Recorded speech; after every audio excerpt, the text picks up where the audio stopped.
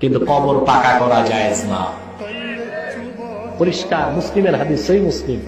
নাহা রাসূলুল্লাহ সাল্লাল্লাহু আলাইহি ওয়াসাল্লাম আইয়ুজসিসাল কুবুর, কবর পাকাকে আল্লাহ রাসূল নিষেধ করছেন।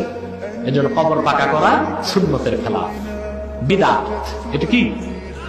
ওখানে আগরবাতি মোমবাতি জ্বালানো বিদআত। কবর তোয়াফ করা হারাম, আর কবরে সেজদা করা শিরকে আকবার। হাদিসের মধ্যে আছে উঁচু কবর ভেঙে সমান করে দাও, সব মাজার ভেঙে সমান করে দাও। এটা হাদিসে আছে, সহিহ মুসলিম, সুনানু আবি দাউদ, মিশকাতুল মাসাবিহ এবং অন্যান্য হাদিস গ্রন্থেও একটা রিওয়ায়াত হযরত আলী রাদিয়াল্লাহু আনহু থেকে বর্ণিত।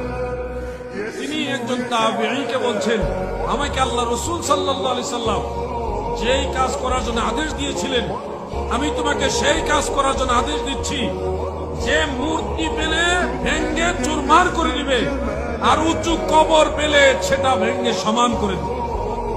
মানে উঁচু কবর ভেঙ্গে সমান করার আদেশ আল্লাহ রাসূল সাল্লাল্লাহু আলাইহি সাল্লাম দিয়েছেন। এটা সহিহ হাদিস।